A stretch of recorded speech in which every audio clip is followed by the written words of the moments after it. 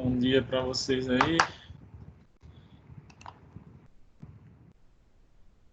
Só abrir aqui. Como é que vocês estão? Tudo bem? Tudo certinho, professor, graças a Deus. Bom, Não estando doente, né? Estando com saúde e na paz é o que importa, né? isso é verdade. Comigo tudo em ordem também, professor. Beleza.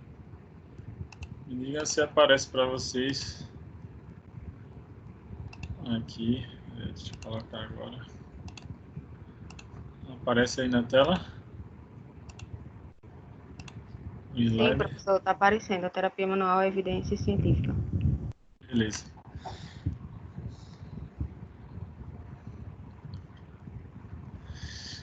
Para a gente, né, finalizar aí essa parte, né, que semana que vem já vamos ter uma atividade nossa, né, nossa, entre aspas, provinha, né, para somar com a outra que vocês fizeram, para poder fechar aí a disciplina.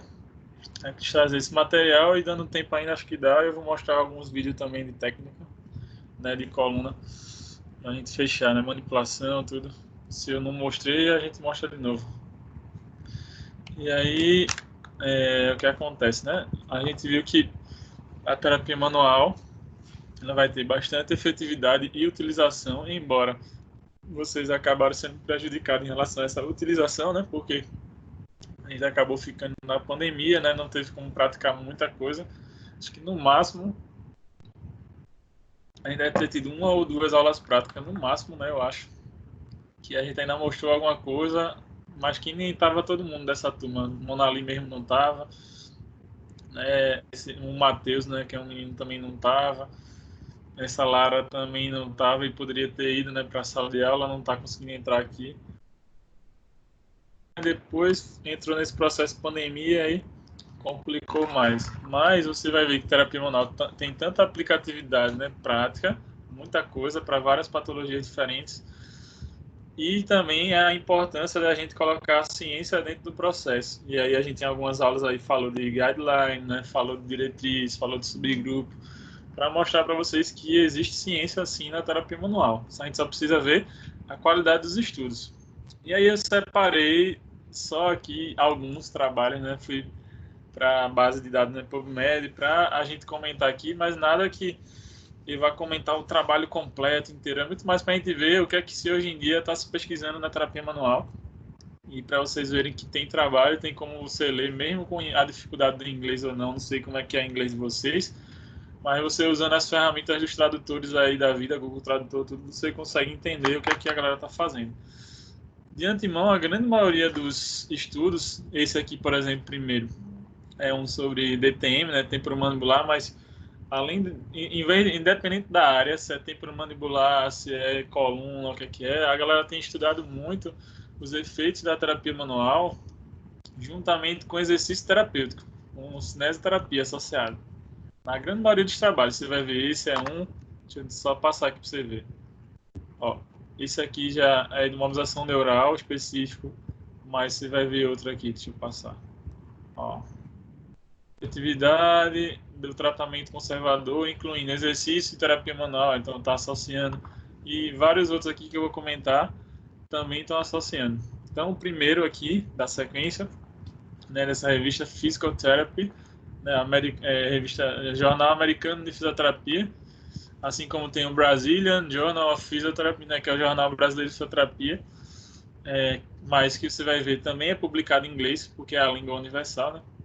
E aí esse estudo aqui falando da efetividade, né, da terapia manual e do exercício terapêutico na DTM, os pacientes DTM.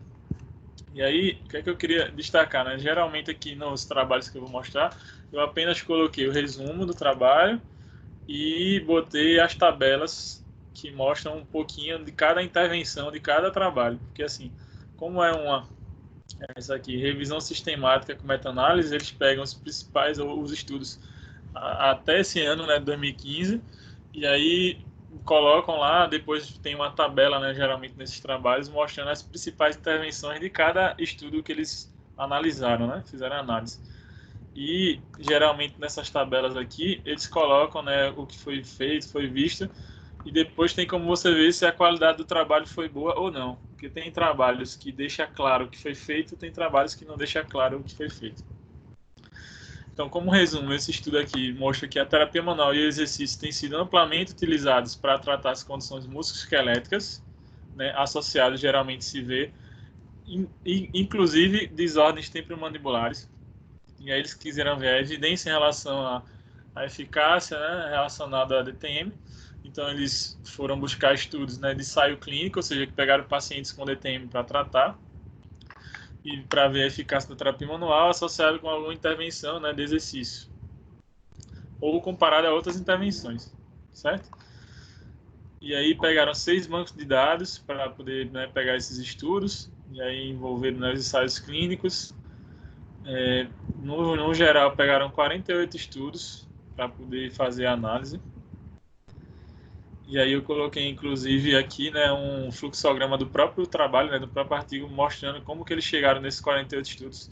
Então, geralmente, quando você vê trabalhos que tem toda essa apresentação de fluxograma, que mostra detalhadamente como incluir os estudos, que fala de quando é ensaio clínico, né, de randomização, divisão de grupo, etc., você vê que segue uma metodologia interessante, né? Esse aqui usou até o Prisma, por exemplo, né, para fazer esse fluxograma. Agora, quando você vê estudos que não tem nada disso, ou que não explica muito claramente como que ele fez o trabalho, você já começa a desconfiar da qualidade desse estudo. Ou quando geralmente a conclusão do trabalho, né? Aqui não tem a conclusão aqui agora, né? Só tem falando de limitações, mas quando tem a conclusão do trabalho muito perfeita, muito bonita, não tem nenhuma dificuldade, aí você já também começa a desconfiar desses trabalhos. Então, esse estudo aqui foi em 2016.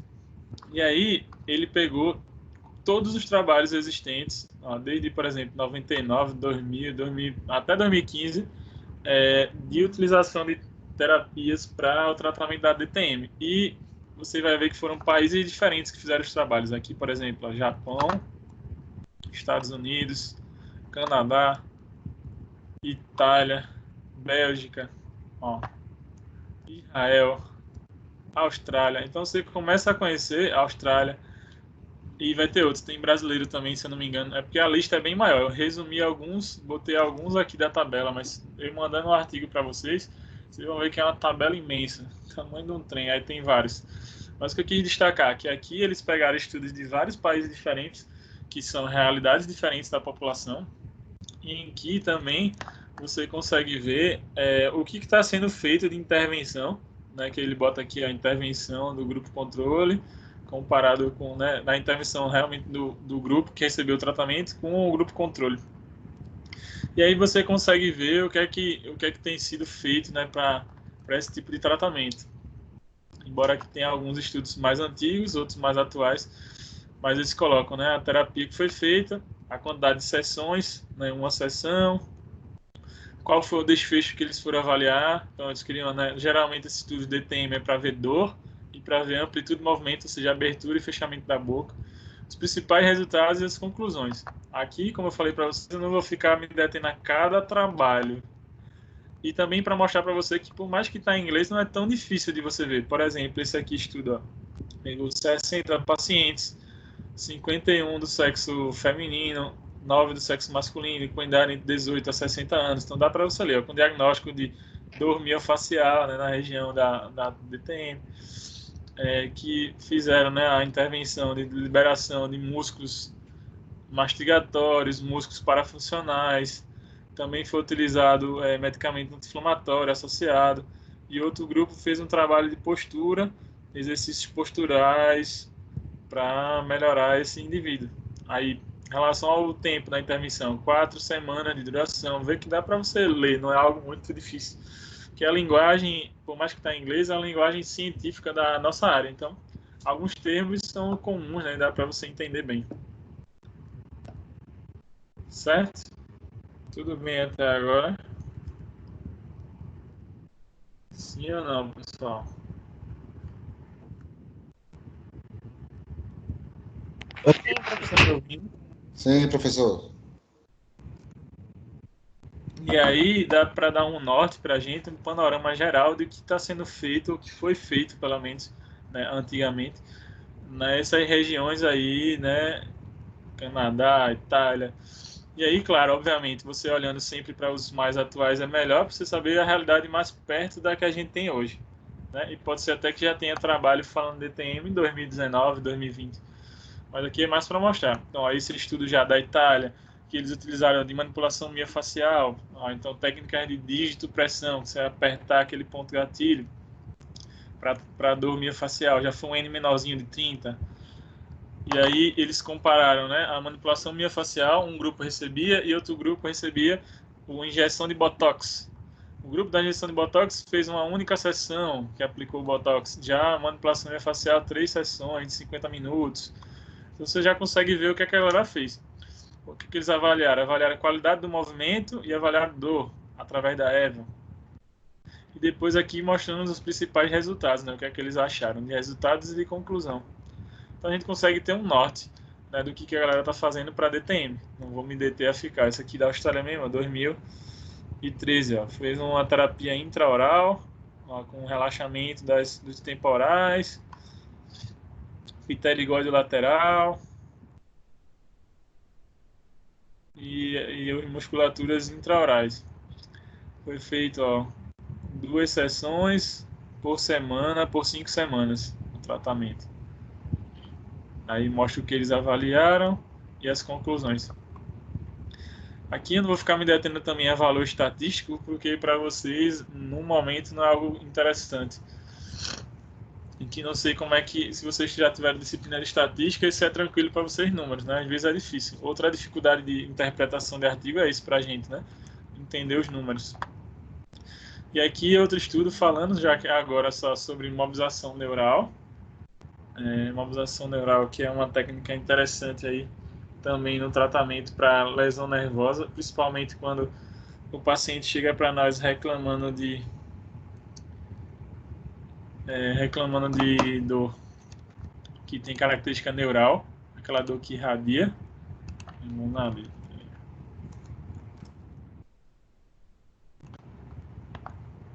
Aquela dor que irradia, e aí eu posso usar a técnica de mobilização neural, é uma das possibilidades aí de tratamento para nervo, né? A gente tem. Manali, conseguiu entrar? Consegui, professor. Bom dia. Ah, beleza, bom dia. E aí, é um estudo falando de mobilização neural, esse aqui. Certo? Também a revisão sistemática com meta-análise. Oi, Lanúzia, perguntar alguma coisa? Não, só ia dizer, comentar aqui que hoje é o nível de Monali. Ah, aniversário. Lanúzia, eu vou matar você. Vamos. Precisa matar, não, pô, no seu aniversário. Mas vamos bater parabéns pra ela, né? Parabéns. Claro, pra você. Data querida. Muitas felicidades. Ok, gente, obrigada. Muita saúde, viu, Monali? Obrigada. Verdade. Obrigada, não professor. Branco não, pessoal. Tá certo. Vê se arruma um namorado amanhã, viu? Tá difícil. Tiago não perdeu a viagem, né, Tiago? Não é cheio de graça ele.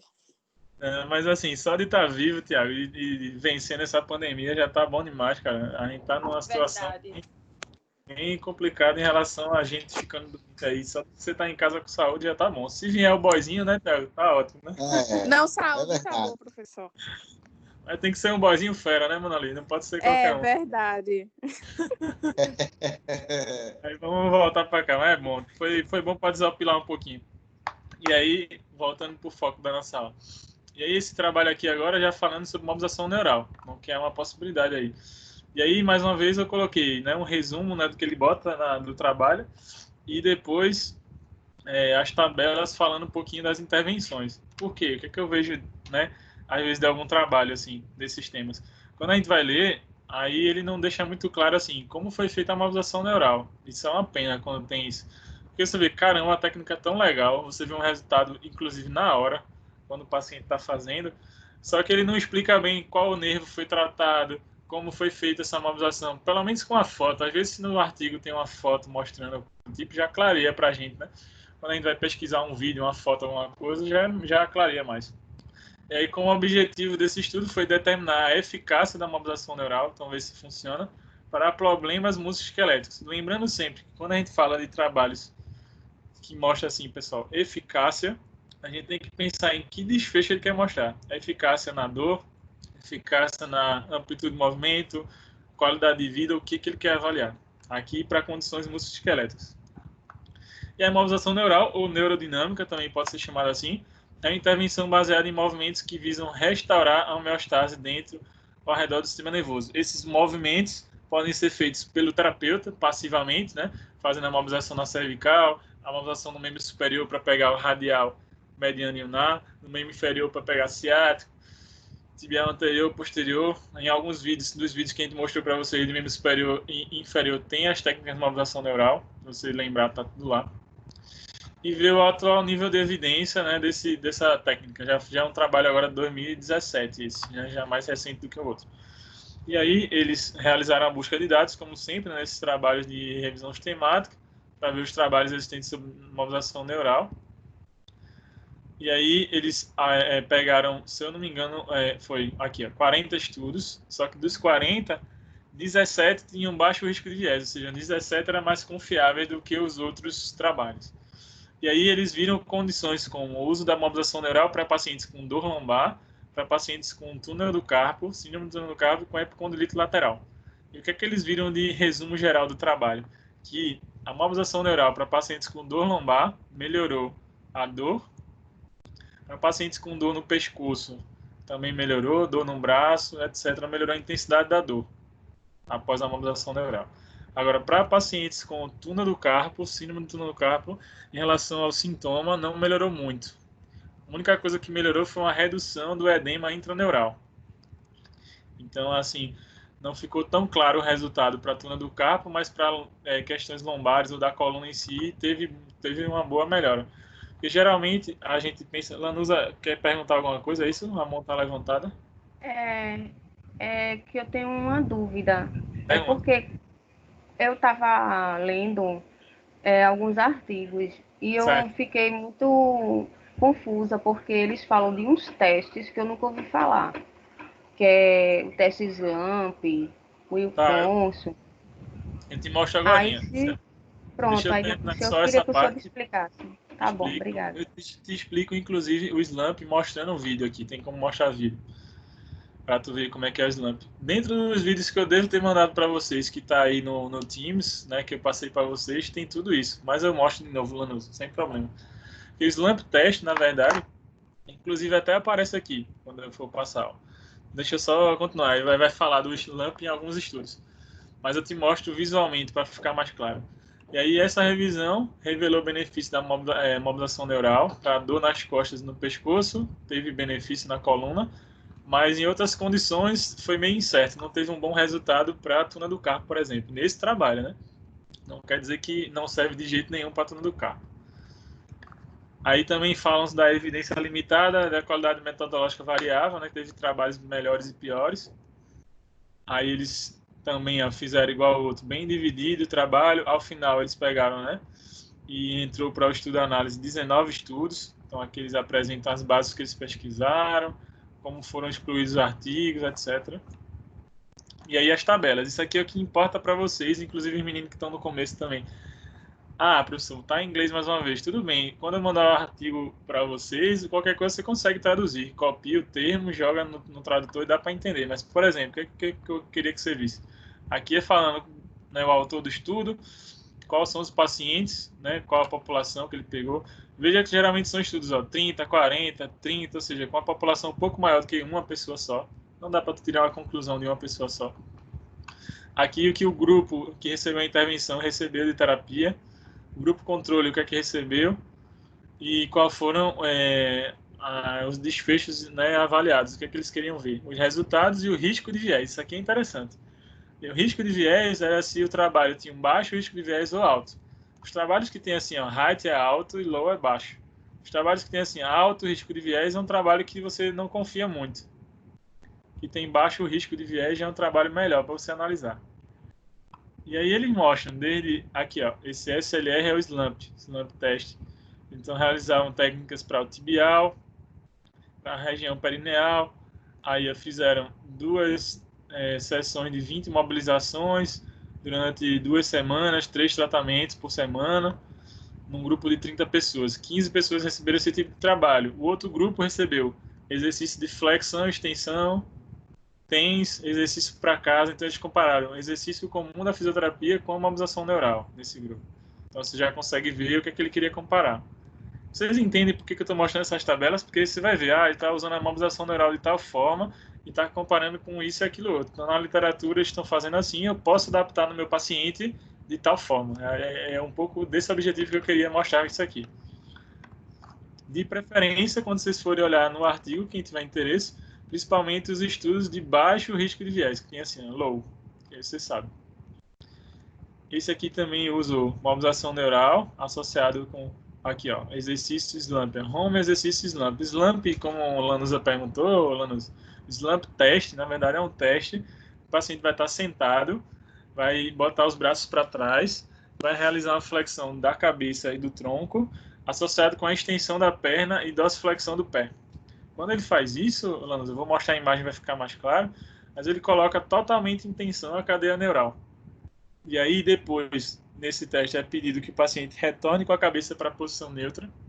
Se nesse momento que ele retorna a cabeça na posição neutra, melhora o sintoma, porque a cadeia neural estava tensa, de repente você voltou, isso é indicativo de que realmente tem lesão neural. Se quando o paciente volta a cabeça, continua puxando lá na perna, lá embaixo, isso é indicativo de encurtamento muscular ou miofacial. Certo? Isso é o teste.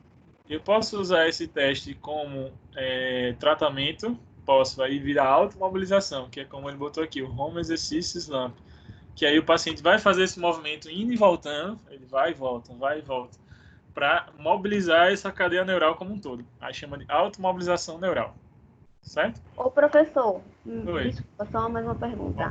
Mesmo o paciente chegando para o senhor com dores, ainda assim, se faz necessário fazer esse teste com o paciente ou não? Você vai juntar informação assim. Por exemplo, o paciente chegou com a dor na lombar, Lanusa.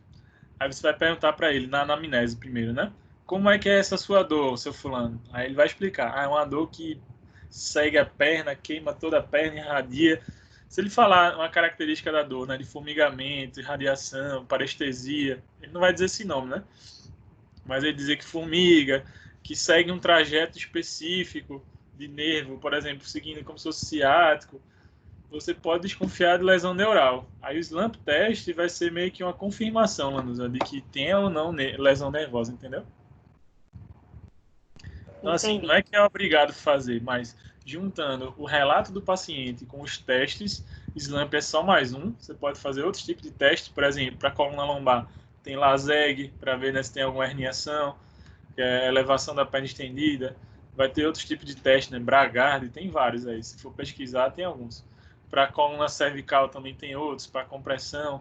E aí, a partir desse diagnóstico, você tem uma certeza maior. E aí, sei lá, viu um exame de imagem para complementar, aí viu que tem hernia de disco, protusão, etc. Aí agora você tem o norte de que realmente esse paciente tem uma compressão nervosa, certo? Só que aí, lembrando, mais uma vez, que exame de imagem é complementar, tá, pessoal? Eu posso pegar um exame de imagem num paciente, todo mundo me acompanha, me escuta, e aí, de repente, esse exame de imagem me mostra que tá tudo ruim, hernia de disco, protusão, caramba, o paciente está na minha frente e não tem nada disso, dor, dificuldade nenhuma. Ou o contrário, eu posso ter um exame leve e o paciente na clínica se apresenta muito ruim. Porque lembra que dor, né, quando a gente fala de dor, ela é projetada no sistema nervoso central. Né? Ou seja, ela parte da cabeça a informação dolorosa para o corpo. Né? Muitas vezes a lesão inflamatória do corpo já sarou, inclusive, mas o sistema continua informando dor, porque cronificou. Então aqui tem vários estudos, eu não vou ficar me detendo a todos eles, mas só para você ver. Então, por exemplo, esse aqui comparando mobilização neural com técnicas de mobilização PA para lombar, mobilização da coluna, certo? Esse outro também fazendo técnicas de mobilização neural comparado com exercício. Aqui esse outro, do Mahmoud, acho que é Mahmoud, fazendo a mobilização neural, comparando com mobilizações de Maitland, bota até o tipo de mobilização, a mobilização de Maitland comparada, o grupo controle recebendo. Então, assim, sendo testado, mas veja que esses de alto risco de viés. Alto risco. Então, esses aqui, nem confiável. Claro, eu botei uma parte da tabela, essa tabela também é imensa. Foram pelo menos 48 estudos e depois eles avaliaram 19. Tu imagina que tem trabalho pra caramba aí pra ver. Mas o que eu quis dizer é que, assim, quando geralmente você pega esse tipo de estudo, é interessante você perder menos tempo na introdução e tal. Isso eu estou dizendo quando você está analisando a qualidade. E logo para essa parte aqui de resultados e dos trabalhos. Por quê? Para a clínica, estou falando, né? Para a parte prática, como a Lanusa está tirando altas dúvidas aí.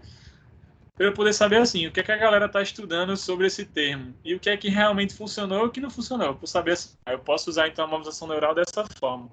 Eu posso usar as técnicas de DTM daquela forma. Ficou claro isso para vocês, pessoal? Sim ou não?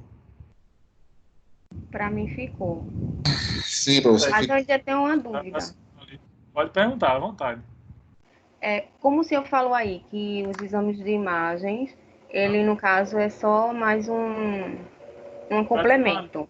E o senhor falou também que tanto faz o paciente chegar para o senhor e mostrar o exame de imagem, está tudo bem, porém o paciente não está fisicamente, mas no exame deu. Ou vice-versa. Aí eu queria saber, o paciente chega para o senhor, tá? Dizendo que não tem nada, que não tem nenhum tipo de dor, porém no exame de imagem mostra que ele tem. Certo. Fazendo esses testes, a gente tem como saber...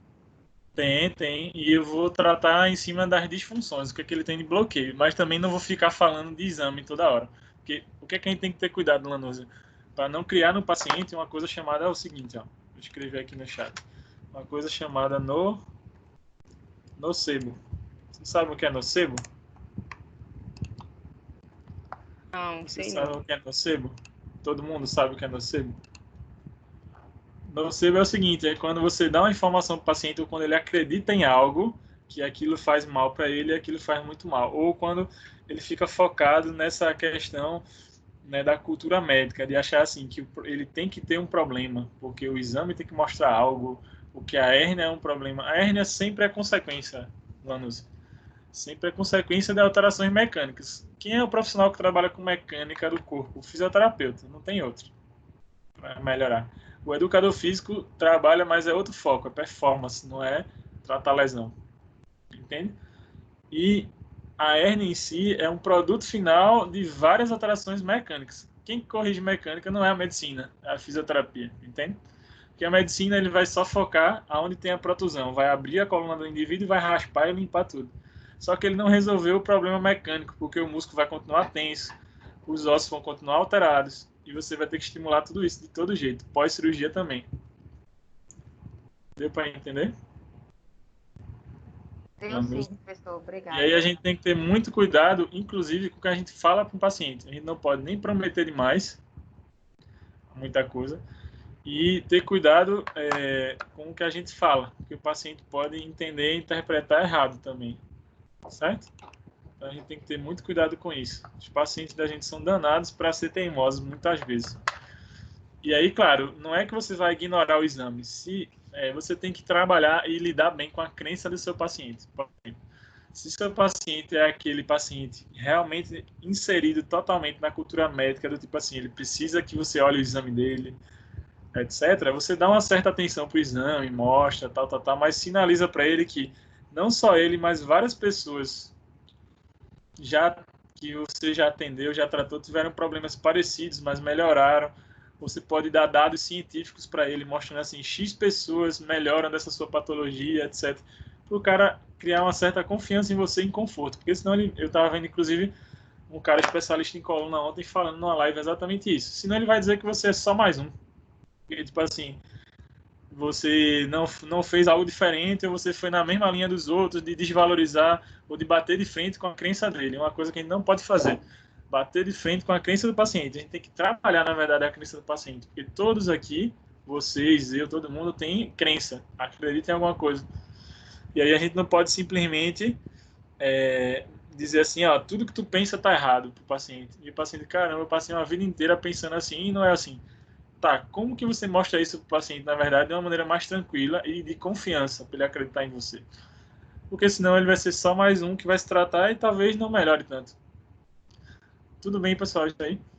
Aqui já é outro estudo que eles pegaram, efeitos, né, efetividade do tratamento conservador, incluindo, mais uma vez, terapia manual e exercício. Aí eles viram, claro, comparado a medicamento e a outras terapias, para lesões de ombro. Shoulder é ombro. E aí, o que é legal desses trabalhos também é a gente ler assim, ó, por exemplo, ó, nessa tabela ele botou bem direitinho ó, os critérios de inclusão do estudo.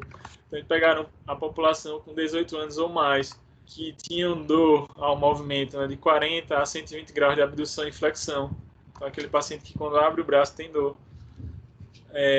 Paciente que conseguia fazer uma elevação ativa, mas ele tinha dor. Os testes feitos, ó, aí fala dos testes, ó, NIR, Hawkins Kennedy, Speed Job, testes ortopédicos, né, para membro superior.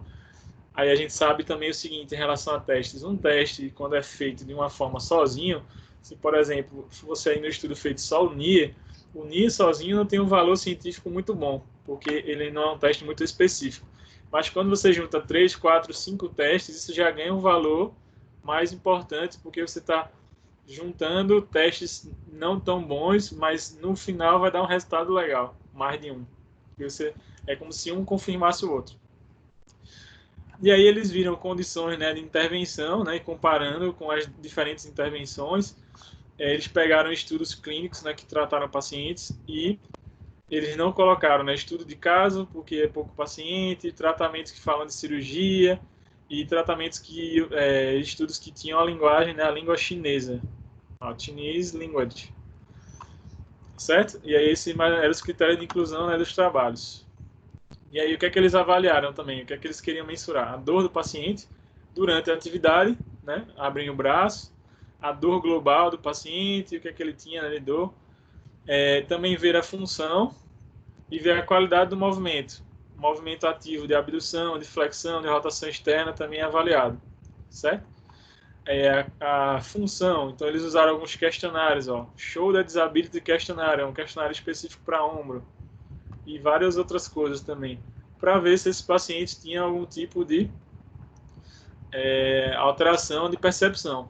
Lembrando que em relação a questionário, acho que eu falei em outras aulas para vocês, no celular você consegue baixar um aplicativo que dá para usar na clínica quando vocês forem passar, quem já passou, não sei se já usou, que é o Physiotherapy Questionnaires, que é um aplicativo em português que você vai abrir e vai ter assim, não sei se dá para vocês me verem aqui, deixa eu voltar aqui, consegue ver o celular aqui? Sim ou não? Sim, professor, consegui. Eu tô e aí conseguindo. vai ter uma parte Sim, aqui professor. que vai ter ombro, por exemplo, você vai procurar, tem aqui no canto ombro. E aí, quando eu clico, tem alguns questionários de ombro. Aí, por exemplo, deixa eu voltar lá para o trabalho. E aí lá eles usaram alguns aqui, ó, né? Usaram um questionário Disability, tal, SPAD, usaram o DASH. O DASH, por exemplo, que é esse questionário aqui, ó, Disability, Arm, Shoulder and Hand, né? Que é ombro, mão, né, tal. O DASH, por exemplo, para você ter ideia, tem nesse aplicativo. Então você poderia usar um questionário que os estudos utilizam. O DASH também tem esse SPADI aqui, ó, esse SPAD que ele usou também está aqui, também tem nele.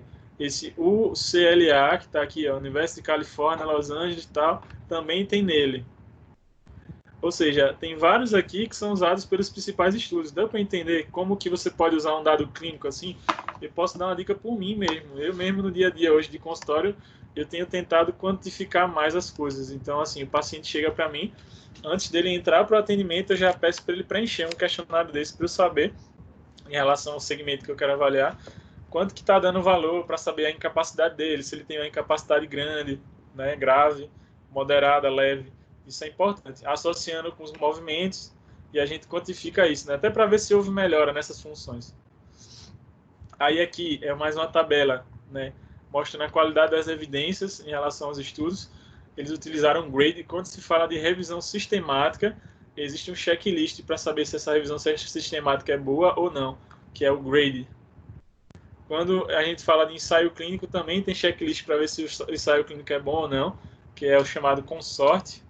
E quando a gente avalia estudo transversal, também tem um checklist para saber se esse estudo transversal é bom ou não, que é o checklist chamado Strobe. Posso escrever aqui para vocês. É o grade, consorte e checklists para você saber se esse trabalho realmente vale a pena ler ou não. E aí eles separaram em relação a isso, também fizeram o fluxograma, dividindo. Nesse estudo eles já pegaram de 5.715 estudos, finalizou com 177 para analisar, né, incluindo no trabalho. Então já bastante trabalhos. Por que eles pegaram essa quantidade toda, né, 177? Porque eles pegaram diversas coisas para avaliar. Eles avaliaram desde terapia manual, que é o nosso foco, que é o que eu vou mostrar aqui os resultados, a exercício, a medicamento, a corticoide, a laser, a ultrassom, né, a parte elétrica. Testaram várias coisas, acupuntura e etc. Certo? Ó, muita kinesiotape e tudo mais. Aí, não sei se dá para vocês verem, porque está no inglês e está pequenininho, mas alguns estudos aqui, né? Por exemplo, exercício foi superior ao placebo, foi superior a outro tipo de exercício, né? O quanto mais específico, melhor. Terapia manual também se apresentou superior ao placebo e a tratamentos com ultrassom, com outras terapias. Mas existe alguns aqui na tabela, por exemplo, que você vai ver, ó, a acupuntura, aí ele bota aqui, ó, evidência insuficiente. Ó, insuficiente evidência para a utilização. Não sei se o tape ainda teve. O tape foi superior ao sham. Mas ó, algumas coisas, ó, insuficiente evidência, insuficiente evidência. Então, assim, esses que têm insuficiente evidência, você não pode afirmar que realmente melhorou o paciente. Pode ser que ele tenha melhorado porque ele já ia melhorar. Aí eu quis destacar aqui o resultado da terapia manual. Então, a terapia manual apresentou, foi superior ao placebo, então foi superior a um tratamento inventado, em 4 estudos principalmente, e a terapia manual mais o exercício também foi superior do que o exercício sozinho. E hoje em dia é uma tendência da galera usar a terapia manual com exercício associado. E houveram efeitos imediatos após uma sessão de terapia manual em comparação com a simulação, né, com o tratamento inventado. Isso é positivo. Aqui também destaquei para exercício, para ultrassom, mas nosso foco terapia manual, isso que eu passei. Aí aqui é só falando de cada grupo, né, exercício e tal. E aí eu destaco mais uma vez terapia manual. Então ele viu, ó, terapia manual mais o exercício foi superior a um tratamento falso ou placebo. Terapia manual e exercício foram superiores ao exercício isolado também. Aí eles compararam com ultrassom, com bandagem, com outras terapias. Né? Depois, quem quiser ler o trabalho completo, tem como ver isso. Certo?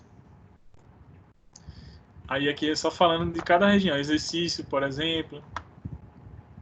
Mas nosso foco seria, né, a terapia manual. E aí, o que é que eles viram? Né? Existem várias revisões sistemáticas de meta-análise sobre o tratamento no ombro, mas falta uma revisão mais abrangente, incluindo todos os tratamentos conservadores. E, de resumo geral, eles viram benefício na terapia por exercício, e o exercício precisa ser específico, e na terapia manual também, em combinação com o exercício, geralmente. Embora ele apontou ainda que muitos estudos tinham qualidade de evidência muito baixa, né, então tem que ser visto isso com mais calma aí, né, para poder tomar essa decisão clínica de utilização. Então, já terminando isso, para poder mostrar o vídeo, Lanusa, né, da técnica e as dúvidas de vocês, se tiverem. Aqui, outro artigo, já agora focado para cervical, neck pain, né, cervical, dor cervical. Eficácia, né, da terapia manual e exercício, mais uma vez. Tá vendo? Eu peguei, não foi à toa. Esses trabalhos eu fui lá na PubMed, 2017. Então, ó, revisão sistemática. Eles querem ver, né, se tem efeito. Mais uma vez, fizeram toda a questão de divisão dos estudos. No final, pegaram 23. E aqui tem algumas tabelas, essa está um pouquinho menor, mas também falando dos autores, metodologia, a intervenção, comparada à comparação, né, o grupo experimental e controle, qual foi o desfecho que eles queriam ver de movimento e de dor, e o que é que encontrou no final de resultado. Geralmente comparando terapia manual mais exercício com outro tipo de exercício específico, eletroterapia, outras coisas. E aí avaliando o movimento, flexão, extensão, rotação, ou simplesmente avaliando dor. Ou um questionário de funcionalidade, ó, Functionality on Disability, que é o Neck Disability Index, né, um específico. Nesse aplicativo que eu mostrei para você no celular, também tem um questionário para cervical. Tem para todas as áreas. E aí você pode ver, inclusive, o que esses trabalhos estão fazendo, né, sobre os métodos aí. Aí eu quis destacar para cervical, certo? Também é legal ver sobre número de sessões, quantas sessões as pessoas estão fazendo, né, de tratamento. A gente tem uma ideia se o que a gente está fazendo está pouco, está muito, ou que você, né, pode planejar com os pacientes de vocês, certo? Aí tem um monte de estudos, não vou ficar me detendo a todos eles, inclusive porque o horário nosso, infelizmente, não ajuda. Aqui, outro trabalho também mostrando, esse já mais recente, 2019, a combinação do programa de terapia manual e exercício, mais uma vez, né? Se mostra efetivo nesses pacientes com dor cervical crônica. Aí, aqui já é um ensaio clínico, né? Randomizado e controlado. E aí, ó, dividiram, fizeram a randomização, isso é ótimo quando tem essa divisão. E aqui eu quis destacar esse também pelo seguinte, porque ele mostra uma tabela com as características da população. Então você consegue ver, por exemplo, a idade da população, né, e quem era, né, quantos do sexo masculino e feminino. Por exemplo, no grupo que usou na intervenção, 24 eram mulheres, 8 eram homens. No outro grupo, 27 mulheres, 5 homens. Duração da dor, de 3 a 24 meses. Quantas pessoas desses 32 tinham dor depois de 3 a 24 meses? 9 nesse grupo. No outro grupo tinham 12. Mais de 24 meses. Né? De 3 meses até 24, até 2 anos. Passando de 2 anos, 23 pessoas desses 32. E do outro aqui, 25. 25? Não. Perdão, 23 e 20. Dor referida na mão ou em outro local, sim ou não, se tinha. Aí, 27 pessoas tinham, 5 não tinham nesse grupo. Ou seja, você consegue ter um norte de como é essa população. Dor prévia na cervical, 29 pessoas, 32 nesse grupo tinham, apenas 3 não tinham. 24 no outro e 8. Sobre a disfunção, né, alteração de função, o questionário, quanto que deu o resultado. E sobre a intensidade da dor. Então, você consegue ver também. E ver que é um grupo, aparentemente, dá para comparar esse grupo intervenção com o controle. Porque os resultados foram bem próximos, né? Aqui já mostrando o resultado do tratamento em relação à disfunção, dor, intensidade global. Disfunção, dor, na intensidade da dor e recuperação global. Aí eles pegaram dados iniciais, 3 semanas, 6 semanas e 3 meses depois. Se você for analisar os dados aqui de cada coisa, por exemplo, a gente pegar dor. Os pacientes começaram nesse grupo de intervenção com dor 6, no outro grupo com dor 7. O grupo que recebeu o tratamento controle, por exemplo, começou com dor 7, baixou para 5, baixou para 3,3, depois aumentou para 5 novamente. O grupo aqui que recebeu a intervenção, teoricamente, baixou de 6, 3 semanas depois para 4,9, 6 semanas depois para 2,3, e 3 meses depois uma dor 2. Então, houve realmente redução, comparado ao outro que não teve uma grande redução, segundo esses dados aqui. E aí você consegue comparar. Então, pelos dados que estão aqui, o tratamento feito da terapia manual aí com exercício foi efetivo para aquele grupo que recebeu. Foi melhor do que outros. Então, eles fizeram, né, uma combinação de terapia manual com exercício, e aí viram melhora, né, durante 6 semanas na disfunção e intensidade da dor e recuperação global desses pacientes. Essa foi a ideia deles. Aqui outro estudo mostrando sobre manipulação, o TRUST, né, famoso, que a galera gosta de aprender. Aqui voltado para técnica osteopática e aí para dor lombar e dor pélvica. Mas é só para mostrar que tem publicação também em alguns métodos assim. Aqui já outro estudo falando sobre liberação miofacial para dor crônica musculoesquelética. Dividiram também mais uma vez bem direitinho, e aí viram, né, as evidências relacionadas à dor miofacial, dor crônica, etc. E aqui um trabalho específico para ombro. Por que eu quis destacar esse? Porque assim, esse já mostrou imagem de exame, esse daqui já mostra, por exemplo, sobre cirurgia. Então assim, alguns estudos você vai ver, não tem descrição com imagem, com nada. Outros estudos já mostram, inclusive, imagem da cirurgia, imagem como foi feito o procedimento cirúrgico e imagem das intervenções, tanto de exercício quanto terapia manual. E às vezes clareia mais. Como surgiu a dúvida, por exemplo, da Nanusa. E aquele exercício tal, SLAMP, como é que é? Às vezes tem artigo que mostra a imagem e outros não. Aí alguns, pelo menos, tem a descrição. Aí você vai ler para poder entender. E o que eu queria, né, de resumo geral, que ficasse disso aqui. A gente vê que existe estudos científicos, sim, em algumas áreas, obviamente. E também, antes de a gente ir para a parte de mostrar os vídeos, mostrar para você a importância da gente pesquisar, inclusive, os métodos. E, por exemplo, se você gosta, né, dessa disciplina terapia manual, você vai ver, caramba, eu quero me especializar nessa área. E aí você vai ver que tem diversas terapias. Tem osteopatia, quiropraxia, Maitland, Mulligan, RPG, microfisioterapia, SOE, tem um caramba. Aí beleza, vamos ver se existe estudo sobre cada terapia dessa? Aí a gente vai ver, osteopatia tem, quiropraxia tem bastante. Maitland tem, Mulligan tem, RPG até tem. Agora já tem outros métodos que não tem muita coisa. Você vai procurar, por exemplo, método Busquet, não vai ter nada, ou muito pouco. Você vai procurar microfisioterapia, também difícil ter trabalho. Você vai procurar SOE, nunca vi trabalho de SOE, pode ser até que tenha, mas nunca achei. E aí você já começa a pensar, será que essas terapias realmente são efetivas, como, né, os estudos trazem, ou o pessoal jogou no mercado, a turma faz o curso, atende, mas a gente não tem certeza. Vocês conseguem entender isso? Vou fazer uma pergunta aqui para ver se você concorda comigo. Imagina que você fosse convidado para pegar um avião e fazer a viagem do seu sonho, aquela que você esperou a vida inteira de ir para um local que você queria ir, um avião. Ou se você vai entrar no elevador. Você entraria num avião ou num elevador que nunca foi testado e que você não tem certeza se é seguro entrar? Sim ou não? Você entraria? Eu não, sei que eu tenho medo de morte. Lanusa não. E os outros colegas?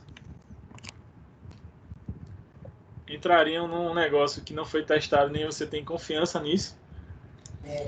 Passava nem perto. Passava nem perto, né, Tiago? Provavelmente não. Lucas. Oi? Lucas e Tassi. Eu não tentaria. Não. Nem tentaria. E aí, entende isso que eu quero dizer para vocês, é só uma reflexão. Então, vocês dizem para mim, ó, não, tem que ser seguro, tem que ser testado, e vocês não entrariam, porque que infelizmente a gente, não é vocês, eu tô dizendo, né, a galera geral, na fisioterapia, acaba querendo usar com o paciente coisas que não foram testadas, nem tu tem segurança de usar nas pessoas. É engraçado isso, né? E a gente tá falando de saúde. Então, assim, e essa reflexão mais desses estudos é mais para a gente abrir os olhos em relação assim, eu me interesso muito para essa área, quero me aprofundar. Beleza, pesquise sobre as terapias existentes para você ver o que é que você vai investir, inclusive para economizar dinheiro. Como, não sei se vocês lembram de uma história que a Lanusa contou, né? Do aparelho que ela ia gastar um dinheirão, acabou gastando menos, inclusive por isso. Da mesma forma serve. Será que vale a pena investir em todos os cursos existentes de terapia manual? Observa a qualidade dos cursos. É um curso que segue realmente as técnicas com segurança, é um curso que realmente essas técnicas que você vai usar foram testadas e os pacientes tiveram melhora, porque se não tiver, você está investindo em algo que você não vai ter um bom retorno. Os pacientes vão ficar insatisfeitos e vão dizer para você, a fisioterapia não presta, é tudo igual. E a gente sabe no dia a dia prático que não é tudo igual, concorda? Você vai no terapeuta X que faz um atendimento personalizado, individualizado, não é a mesma coisa de você ir no plano de saúde ou no SUS que faz aquele trabalho generalista. Concorda comigo? Sim ou não? Sim, professor, concordamos. Pessoal. Sim, professor. Então, assim... Agora, lá no radioterapia, os cursos lá, a gente pode investir sem medo? Pode. Sem medo, Tiagão. É tudo que você vai ver fazer lá. Propaganda pro senhor, professor. Como é? Não entendi. Ele tá fazendo a propaganda aí. Tiago tá ajudando, né? Desconto aí, né? Depois, né? Tem, a gente conversa. Isso aí é algo tranquilo. Ô, professor, é por isso que, com o senhor falando aí, né, que realmente existem muitos fisioterapeutas que não fazem o serviço direito, não atendem bem o paciente. Sim. E aí acaba queimando os verdadeiros profissionais. Com certeza. Entendeu? Porque tem uma senhora aqui que ela tem problema no joelho. Ela chegou para mim e disse, não vou fazer fisioterapia que não adianta de nada. Mas por quê? Porque ela pagou e o tratamento realmente, o protocolo que o fisioterapeuta aplicou nela, utilizou nela, não fez efeito nenhum. Então, ela desacredita da fisioterapia. Porque ela teve experiência negativa com isso, né? Então, ela vai pensar que tudo é igual. E não é assim, a gente sabe. Professor. Oi. Deixa eu falar uma coisa para o senhor. Nos primeiros anos, eu estagiei numa clínica aqui no Cabo. Tá só longe o microfone, um pouquinho mais perto. Tá ouvindo agora? Agora sim. Eu moro aqui no Cabo e estagiei numa clínica aqui. Certo. E logo nos primeiros dias, assim, eu vi que eles só usavam muito TENS e ultrassom. Até que chegou uma paciente que não estava sentindo dor, e eu falei, né, pra gente começar a fazer os exercícios de fortalecimento, e a fisioterapeuta simplesmente falou assim pra mim: o nosso protocolo só é TENS de ultrassom, e a gente só faz exercícios nas pessoas que entendem. Tipo, tava nem aí pro paciente. Infelizmente, E só quando uma pessoa fosse exigir que não queria aquilo e que aquilo não estava surtindo efeito, que eles iam ter um protocolo. Infelizmente é a realidade, mas minha pergunta para você e para os colegas, é dessa forma que você pensa que tem que ser a fisioterapia? Nunca. Eu não fui Não, nem de dia forma mais. alguma. Você precisa fazer o quê com uma pessoa dessa? Um atendimento individualizado, hora marcada. Por isso que eu agradeço muito de poder ter tido a oportunidade de sempre atender particular, nunca depender de plano dessas coisas, porque aí a gente faz o que o paciente precisa, não o que um protocolo desse quer exigir e que o paciente não vai ter melhora, porque vai ficar só no equipamento. E para ter melhora tem que ter movimento, não tem como fugir disso. E só respondendo a pergunta do Thiago, todas as técnicas que eu mostro nos cursos lá de terapia manual, você vai ver nos estudos aí, é tudo que a galera usa. Músculo, energia, mobilização, manipulação, etc. O único detalhe é que a gente vai ensinar o parâmetro direitinho, que eu iria mostrar para vocês, inclusive na sala de aula já. A pena é que a pandemia não permitiu isso, né, presencialmente. Mas aí tendo a oportunidade de outras aulas, ou não sei, né, porque acho que vocês, Monali, Thiago, Lanús, já estão terminando o curso, né? É, professor. Eu Aí só só sinto curso sexto. a questão dessas práticas aí que a gente não está tendo, né? Não, é uma pena que não teve, infelizmente. Mas, assim, pense por outro lado também. Deu tempo da gente mostrar essa parte científica que na sala de aula, às vezes, por conta da internet não pegar tão bem, fica difícil. Então, vocês ganham seu outro lado também, entende? Assim, porque da faculdade que a gente veio, a parte Sim. prática era muito fraca, principalmente Sim. essa parte de teste. Por isso Sim. que a gente quer muito que quando o senhor fizer o curso, avise pra gente, porque a gente precisa Beleza. bastante. Vai ser o maior prazer ajudar vocês, pode ficar tranquilo. Isso aí é besteira, a gente vai lhe ajudar. Aí só para a gente complementar essa parte aí, né, e finalizar, me diga se aparece para vocês aqui a página. Sim, apareceu. Sim. Que para eu poder chegar também na dúvida do Lanusa, do Slump, das outras coisas. Mas antes, deixa eu só mostrar isso aqui. Então, por exemplo, professor, achei interessante ver dessa forma, ou, né, ver se realmente a técnica é positiva ou não, vamos pesquisar. Então, a gente abre lá o tradutor. Vou só mostrar o PubMed aqui, mas você pode pesquisar em outras bases. Eu indico para vocês, pelo menos PubMed e a Pedro, pelo menos. Mas tem outros. Mesmo os meninos, Lucas, Tássio, se já aprender um pouquinho disso, vocês vão chegar nas outras disciplinas muito melhor. Ontem eu estava dando aula em outra instituição, por exemplo, que eu trabalho, lá em Olinda. Os meninos estavam super felizes porque só quando eu ter ensinado esse passo a passo de pesquisar, eles já estavam conseguindo discutir sobre reumato, sobre outras disciplinas que eles estavam pagando com o professor, com muita melhor qualidade, porque eles já iam para a discussão com os estudos mais atuais. Aí eles ficaram super felizes por ter mostrado e tal. Por isso que eu estou mostrando também aqui em outras coisas, porque eu sei que isso pode fazer a diferença lá na frente. E aí o que acontece? Eu quero ver sobre terapia manual. Então, terapia manual. O que é que existe, né? Vou botar do português para o inglês, ele dá Manual Therapy. Se eu botar já direto, Manual Therapy, ele dá manipulação musculoesquelética, que é o termo similar, e aqui está Manual Therapy. Eu posso adicionar aqui. Se eu quisesse, eu poderia filtrar, mas eu não vou filtrar nada. Se eu botar direto, já vai vir estudos diretamente. Se eu quisesse ainda, deixa eu ver se refina mais. Ainda vou botar fisioterapia para ver. Vem, porque aí pega estudos só de fisioterapia. Mas eu acho que já vai vir botando só terapia manual. Porque geralmente quem usa no Brasil tudo e fora do Brasil, na maioria das vezes, é fisioterapeuta. Mas eu ainda vou cruzar com fisioterapia para a gente ver. E aí tem modalidade de fisioterapia e especialidade. Eu marco aqui e vou adicionar também na minha pesquisa. Então ele vai pesquisar tudo que existe sobre manipulação musculoesquelética juntamente com fisioterapia. Quando eu boto para pesquisar, o que é que ele me dá? Ele me dá, ao todo tem 15.848 estudos. Tem pouquinho estudo, né? 15.848. Claro, desde 1944 até hoje. Então, assim, não é que eu vou ler esses estudos lá, né, de 44. Eu posso ver, por exemplo, dos últimos 5 anos. Aí, o que é que eu tenho? Já melhorou, né? Tem 2.698, melhor do que 15. Posso filtrar ainda mais, sei lá, do último ano, para a gente ver. Tem 261, já é melhor, né, do que você ler 2000. Tá, mas independente de ser nos 5 últimos anos ou do último ano, ou independente aqui agora, o exemplo de ser revisão sistemática, de ser ensaio controlado e randomizado, o que eu queria só mostrar para vocês é, quando você vai dar, eu não botei filtro nenhum agora de tipo de estudo, só para a gente ver.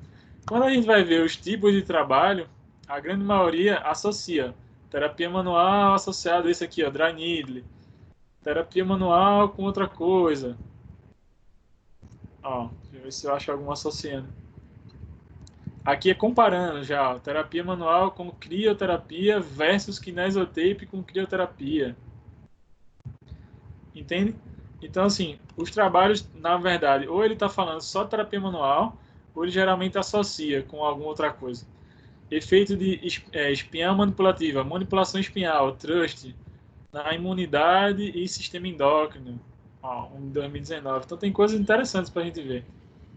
A combinação de um programa de terapia manual e exercício, isso foi até o trabalho que eu mostrei para vocês. Certo, pessoal? Então você consegue ter um norte do que a galera está fazendo aí sobre terapia manual. Esse aqui já incluiu ó, aromaterapia, massagem, reflexologia. Então, ó, uma coisa, a parte oriental, ó, o que é que se vê de resultado, se é bom ou não é. O uso do rolinho, ó, full rolling, que é um rolinho de massagem, né, de liberação para o quadríceps, para ver se tem alguma melhora. Certo, pessoal? Deu para entender um pouquinho? Então eu consigo ser mais efetivo e ver assim, o que é, ó, manipulação no tratamento da lombar ó, com espondilolistese. Então ver se o que é que tem, né? A gente sabe que quando tem espondilite ou espondilolistese, né, deslizamento vertebral, na lombar diretamente não é interessante manipular, mas mais acima ou mais abaixo. Então você consegue juntar a tua experiência prática com o que os trabalhos estão mostrando e você consegue ver, pô, isso foi mais efetivo, aquilo foi mais. Inclusive, dá para você melhorar a sua prática, inclusive. Ou quando você tem dúvida, assim, por exemplo, eu tenho dúvida, eu vou pegar um paciente de coluna para atender, não faço a menor ideia, eu posso pesquisar nesses estudos assim, ou posso simplesmente ir nos guidelines também, as diretrizes. Hoje em dia tem uma corrente muito forte, né, orientando os profissionais a atender baseado nas diretrizes. E aí eu posso ir, por exemplo, no site desse, a JOSPT, que é um jornal de ortopedia e fisioterapia americano, que já me dá os guidelines todinho dele, ó, de JOSPT. Aí tem para dor patelofemoral, para síndrome do túnel do carpo, para lesão ligamentar. Um dos artigos que a gente mostrou, para tendinite de Aquiles, para dor de joelho. Ó, a gente falou de cervical hoje, ó, tem um guideline de 2017 para dor cervical, mostrando as recomendações. Vai ter de lombar, aqui ó, de quadril, tornozelo, estabilidade de tornozelo. E que são ó, aqui de ombro, ó, dor do ombro, mobilidade, capsulite adesiva, que são guidelines, que são diretrizes. Eu posso associar diretriz com esses estudos aqui, estudos clínicos, revisões, e tirar uma ideia do tratamento. Você já vai sair com um norte um pouquinho melhor do que se você não tivesse essa informação. Por que a gente faz esse passo a passo mostrando para vocês? Tem outro também site legal, que é chamado NICE Guideline, que é também voltado para guidelines, esse aqui, ó, NICE. Você também pode pesquisar aqui o que é que existe sobre evidência científica naquele tema que você quer. Por que, professor, que você está mostrando dessa forma assim, né? Aí tem a Pedro também, tem outros.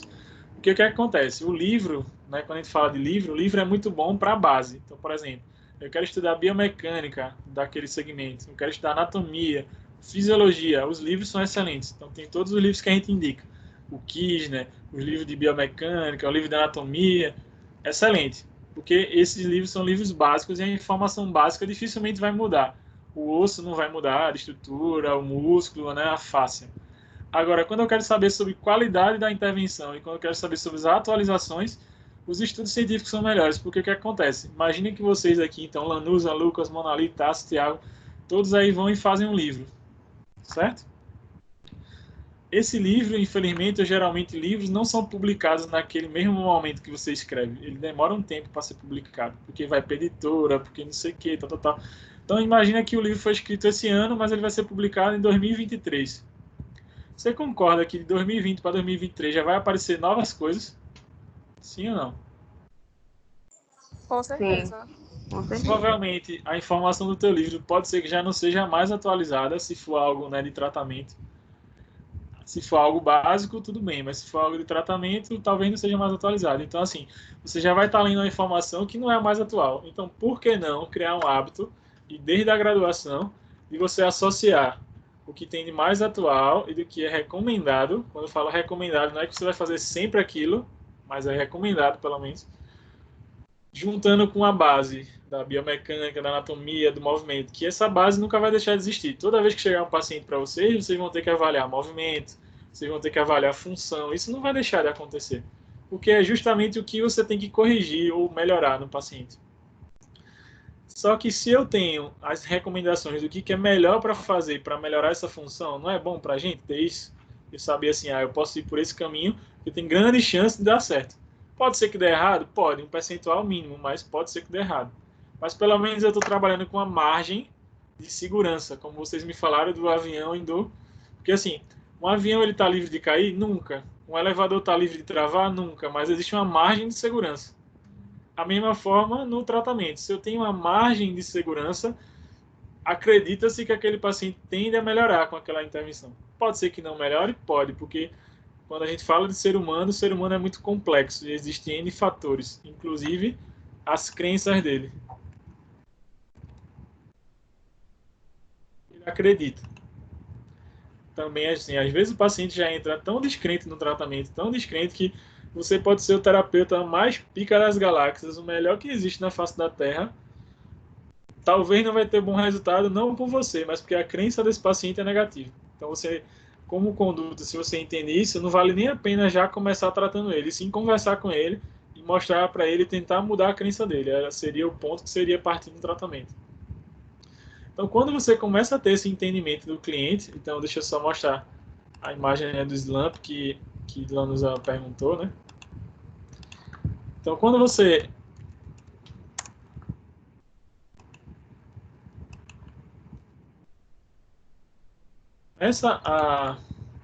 aparece para vocês aqui esse aqui é Slump Test. Lanusa, aparece aqui. Tá aparecendo. Aqui mostrando o Slump. Deixa eu só adiantar o vídeo, porque senão ele vai ficar falando demais.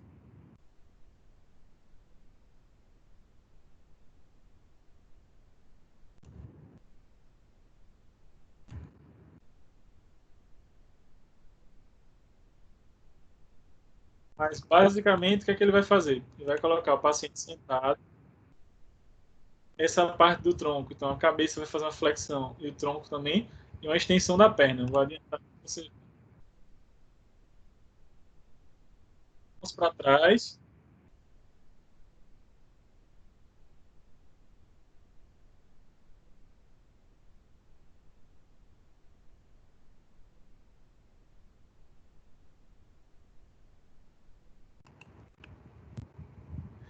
E aí, no final, o paciente vai ficar nessa forma aqui, ó, flexão de cabeça, do tronco e extensão da perna, com dorsiflexão, tá vendo? Ou seja, estou colocando totalmente o sistema neural em tensão. E aí o paciente pode sentir dor na perna, né, repuxar, formigar. Aí o que é que o terapeuta vai fazendo depois? Vai aliviar aqui a cabeça e o tronco e vai verificar se melhora o sintoma. Se melhorar, lesão neural. Se não melhorar, pode ser encurtamento muscular ou facial. Certo?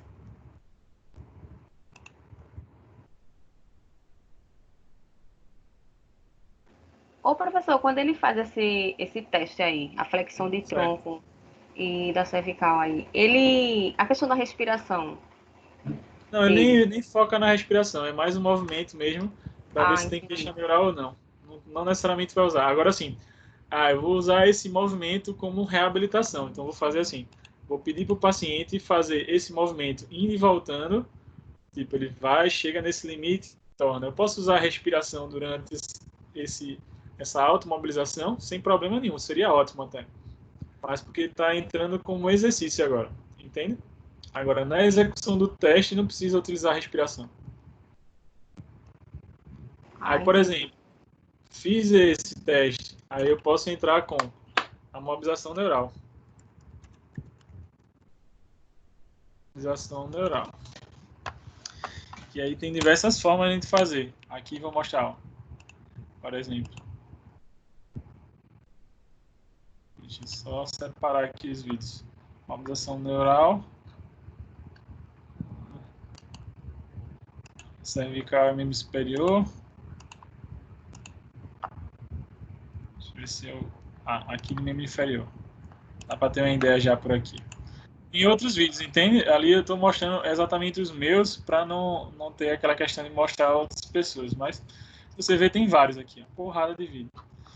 Explicando, desde a explicação só o que é a mobilização neural até falar da técnica. No primeiro momento, o que é que a gente vai fazer em relação à mobilização neural, por exemplo? A gente precisa, né? Fazer, deixa eu botar do início. Aqui. Isso. A gente precisa avaliar o movimento do paciente. Então, por exemplo, verificar primeiro o movimento livre antes de fazer a técnica. Então, ó, observe.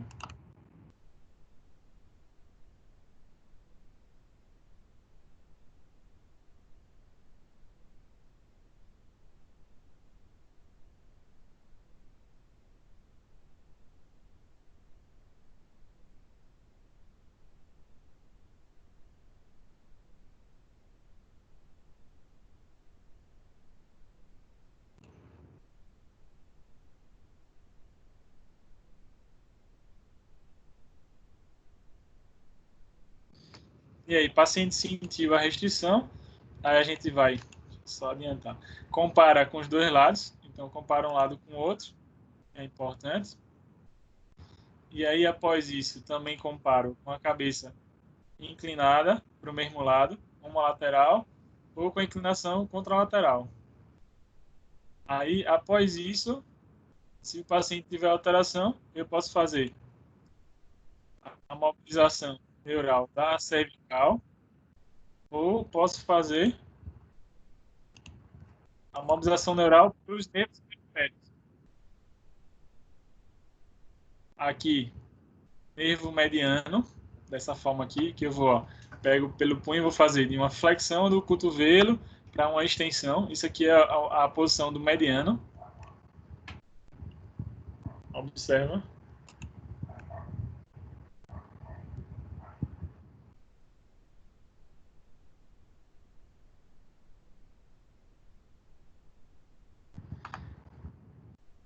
E posso fazer também lunar, que aí já muda, ó, braço estendido, vou fazer uma flexão, é o oposto do movimento.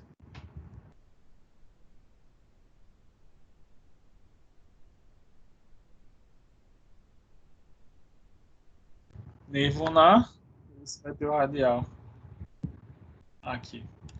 E tem também o nervo radial.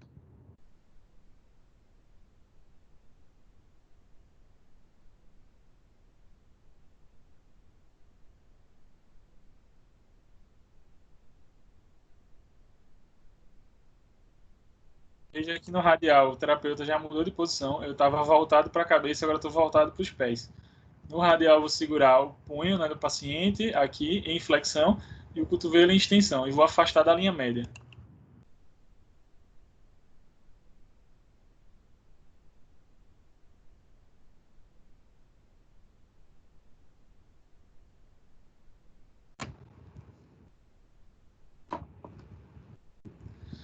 E aí a mobilização neural. Ah, não, professor.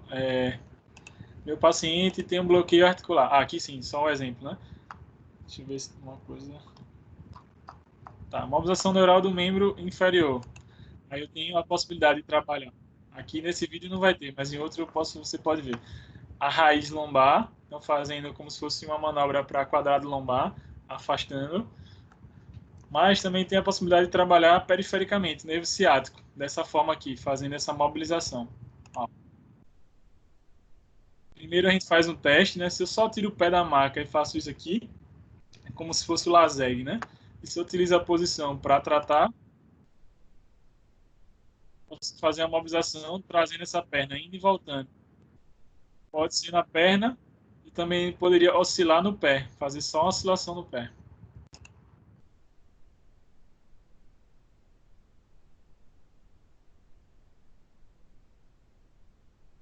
Aí fiz a mobilização neural, também tem possibilidade. Eu quero fazer o meu paciente precisa de uma manipulação lombar, por exemplo.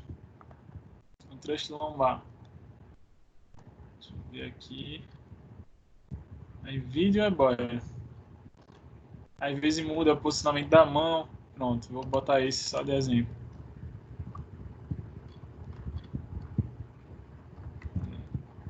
Pronto, e o meu aqui. Aí, você vai ter o que é diferente, né? O que você vai buscar num curso futuramente. O posicionamento que o terapeuta vai fazer com o paciente. Por exemplo, montar toda a alavanca do paciente.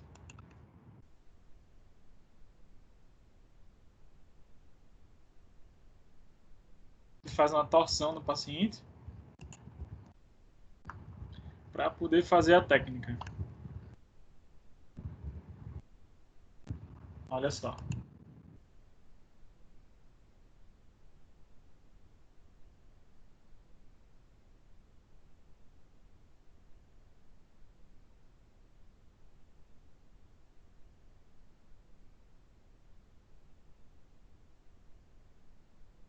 Já foi. Observa que ele demora mais para posicionar o paciente e que a caída nem foi tão brusca assim, foi mais leve. Com o passar do tempo, nessas técnicas você vai ver que é menos força e mais jeito para fazer. Aí agora aqui, deixa eu só adiantar, ó. Então, posicionei, ó, meus braços bem parecido com ele lá, ó. Vou fazer o movimento de torção. Esse meu braço aqui eu vou puxar para lá e esse meu braço aqui eu vou trazer o paciente para cá. Faço uma torção. O tronco vai para um lado, o quadril para o outro.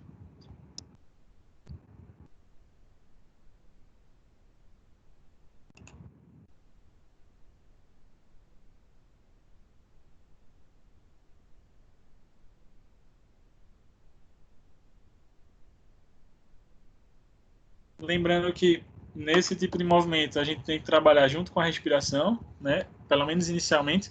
Depois que o terapeuta cria mais confiança, dá para fazer de primeira, mas no primeiro momento trabalha junto com a respiração do paciente, então pede para ele puxar o ar, soltar. Na terceira vez você faz esse impulso manipulativo. Também posso entrar com manipulação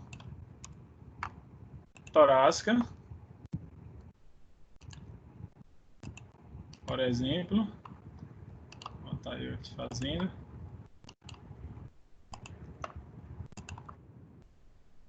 E posicionar exatamente dessa forma aqui, para fazer a caída sobre o paciente, né? Então, ele vai cruzar os braços, aqui, ó, fazer um duplo V, trazer o paciente para mim, vou realizar a manipulação.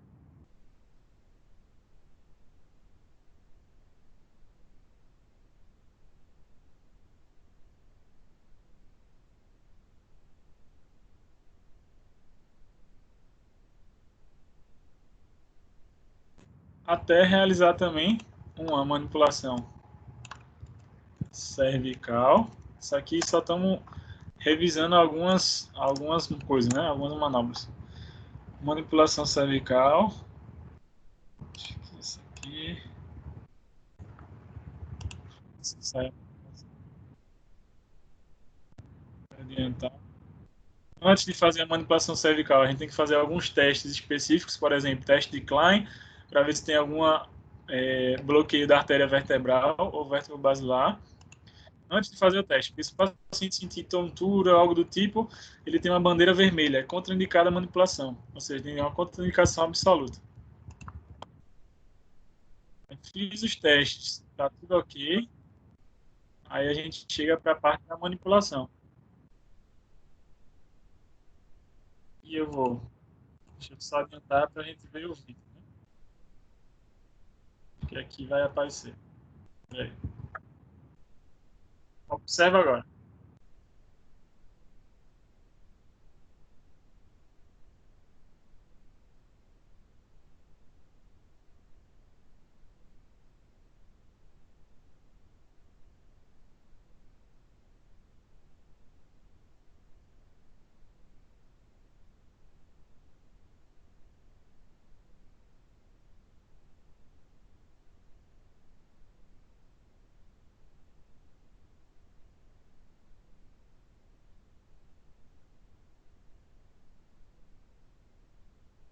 E aí realiza a manipulação. Lembra que a manobra ela é de alta velocidade e baixa amplitude, mas para montar os parâmetros você não tem que ter pressa para montar. Então posso fazer, né, uma manipulação cervical. Né? Um exemplo aí, tem vários vídeos. Ó. Eu posso também trabalhar com meu paciente uma liberação miofacial. Aí tem diversas formas, tem com instrumento, tem uma liberação assim, ó, feita para atleta, massagem, deixa eu mostrar só um exemplo.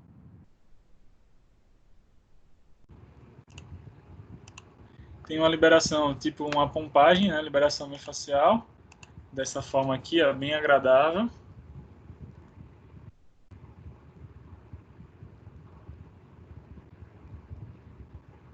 Bem leve, suave. Então, eu tenho desde manipulações miofasciais suaves assim, ó.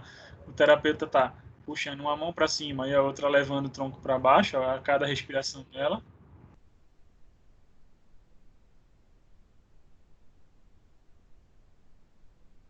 Certo?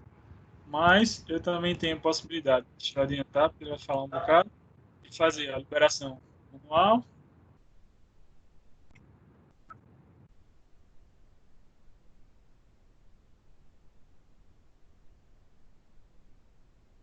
Ou a liberação com o instrumento.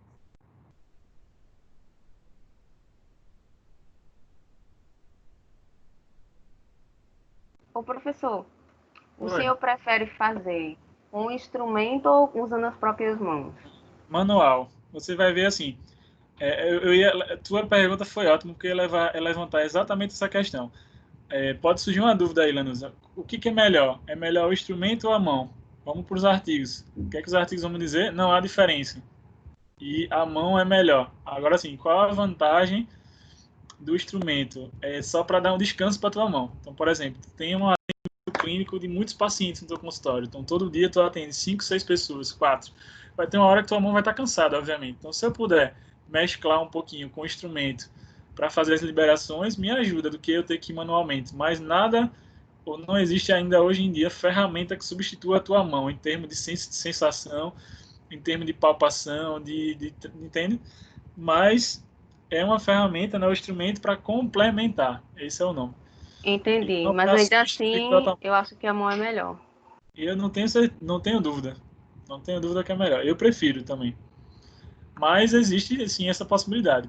E tem paciente que é aquela coisa também, né? Tem paciente que gosta da novidade. Então, quando ele vê a galera usando, diz, mas o Neymar usou, o artista X, o fulano, aí o cara quer usar por conta da novidade. Você pode fazer um Entendi. pouquinho? Pode, para o cara sentir que você, entendeu? Tá indo de acordo com a crença dele. Mas a mão vai ser a melhor opção. Certo? Mas existe essa possibilidade. Geração instrumental. Só tem que ter cuidado também com o tanto de pressão que você coloca para não machucar mais do que. Observa isso aqui, cadê? Parece muito mais agradável e mais leve do que isso aqui. Ele está danando o elemento metálico na região. Tem gente que não gosta dessa pressão toda, entende? Mas você tem que pensar nisso. Por exemplo, você pegar um atleta de fisiculturismo, você fazer uma massagem mais forte. Observa isso aqui. Isso aqui. Olha a cara do cara. É a expressão do atleta.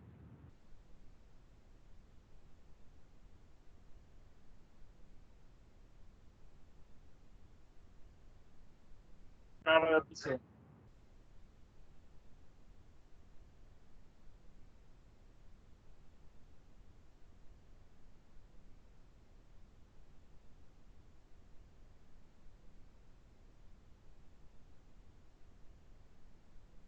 Olha a careta dele. Mas aqui, já é um pouco diferente. Esse cara trabalha com fisiculturismo, ele precisa ser moldado o corpo. Essas massagens aí é para fazer uma escultura no paciente, é outro tipo de abordagem, certo?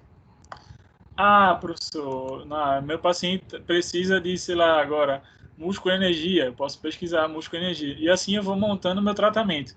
Obviamente que a gente iria fazer tudo isso presencial, mostrar para você tudo, mas ficou claro, Lanusa, isso aí, a tua dúvida do SLAMP, etc.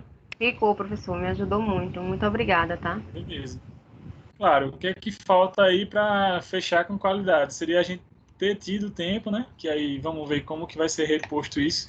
Pelo menos o que o MEC está dizendo aqui vai ser reposto para vocês, aí eu não sei como, mas, por exemplo, como essa disciplina é estudo dirigido, no caso dos meninos que já vão se formar, não vai ter como, né? Vão ser nos cursos depois. Mas os meninos depois, né? O Lucas, o Tássio, o Gabriel, vão poder, se tiver a disciplina de novo, assistir. E se não for no formato estudo dirigido, se for no formato de disciplina comum, rever de novo, a gente vai ter a oportunidade de treinar. Os outros meninos, como estão terminando o curso, acho que vai ser mais fácil em curso extra, né? Fazer os cursos aí para a gente desenrolar isso. Mas em algum momento, tendo possibilidade de fazer a prática, eu passo para vocês com o maior prazer. Isso aí não é problema algum. Alguma dúvida do que a gente conversou hoje? Para mim não, professor, tudo tranquilo. Para mim também não, claro, professor. a importância da terapia manual no tratamento aí, como que eu posso usar, que aqui é só uma pincelada, obviamente, que vai lhe dar segurança e prática, vai ser no dia a dia, você experimentando as terapias, você depois fazer os cursos, se especializar. Volto a dizer, essas técnicas todas que a gente citou, vale a pena fazer, professor? Tem várias que vale a pena. Tem algumas que talvez não vale, mas tem muitas que vale a pena. O que eu queria abrir os olhos de vocês é só isso. Pesquise se essa terapia é testada, validada e se vale a pena fazer. Aí você se aprofunda. Indico tranquilamente osteopatia, quiropraxia, Mulligan, Maitland. Tem bastante trabalho. PNF, tem bastante trabalho sobre essas coisas. E tem outros métodos que já não são tão bem assim testados. São interessantes no primeiro olhar, né, mas que falta a parte mais científica para dar segurança àquilo ali. Então é mais isso, só abrir os olhos nesse ponto. Certo, povo? Combinado? Combinado, professor. Obrigada. Então, assim, semana que vem, vocês vêm para cá, que a gente vai fazer uma atividade, né? Eu vou passar para vocês a atividadezinha que vocês vão fazer, que é diferente das outras disciplinas. Nas outras disciplinas, a galera vai fazer BDQ, né? Vai ser o simulado BDQ. Com a gente aqui, como é estudo dirigido, a disciplina de vocês, eu vou passar uma atividade para vocês fazerem aqui, também durante o horário da aula aqui. Vocês entram, vão fazendo, terminou, me manda, nada muito complexo. E aí a gente vai somar essa atividade com a atividade anterior, e aí fecha a nota de vocês, tudo direitinho, beleza? Ai, tá bom, professor. Professor, o teu menino já tá um rapazinho, né? Como é? Como é? Não entender. Teu filhinho já tá um rapazinho, né? Tá com 1 ano e 4 meses já. Passa. Rapidão. Tá uma energia danada. Já vou pro segundo turno ali com ele. Hoje imagino, né? E essa idade dele é a idade que ele quer estar pra lá e pra cá, né? Nem me fala, nessa pandemia aí, com o menino dentro de casa trancado, é horrível, velho. Quando dá, a gente dá uma fugidinha pra casa dos avós, ou vai pra um lugar mais andar um pouquinho, pelo menos, porque não tem condição, não. Os dias que eles estão em casa aqui, a gente passa uns 15 dias literalmente isolado, totalmente. Nossa Senhora, o menino só faltou quebrar a casa toda. Mas aproveite, viu? Porque quando cresce, meu filho, eles não vão querer saber de vocês, não, viu? Tô ligado. Entendo sua fala. Faz parte. Mas tá com 1 ano e 4 meses o figurinha. Então é isso, pessoal. Aí semana que vem a gente entra aqui para fazer essa atividade, né? Vocês vêm aí. E aí a gente fecha a disciplina de vocês. Esperamos, né, que vocês tenham gostado aí do que eu possa ter mostrado para você. Sei que teve essa dificuldade da prática, mas se acrescentou alguma coisa, já valeu. E que você possa pegar um pouquinho disso para sua vivência prática. É o que eu espero aí que tenha podido acrescentar para vocês. Certo? Mesmo com toda a dificuldade de internet, de Teams aí, de rede, etc., dias que alguém pode entrar, outro não, aproveite para reassistir as aulas quem puder. E qualquer dúvida eu estou à disposição aí quando precisar. Beleza? Beleza, professor. Obrigado, senhor, pela sua paciência. A gente que agradece. Os meninos aí, Lucas, Tassi, tem alguma pergunta também, alguma dúvida? Ou tudo tranquilo? Não, professor, no momento tudo tranquilo. Beleza, tudo tranquilo. Certinho. Então é isso. Então, deixa eu só finalizar aqui. Ô, professor, só um minuto. Como é o nome do menino aí, que é Lucas, né?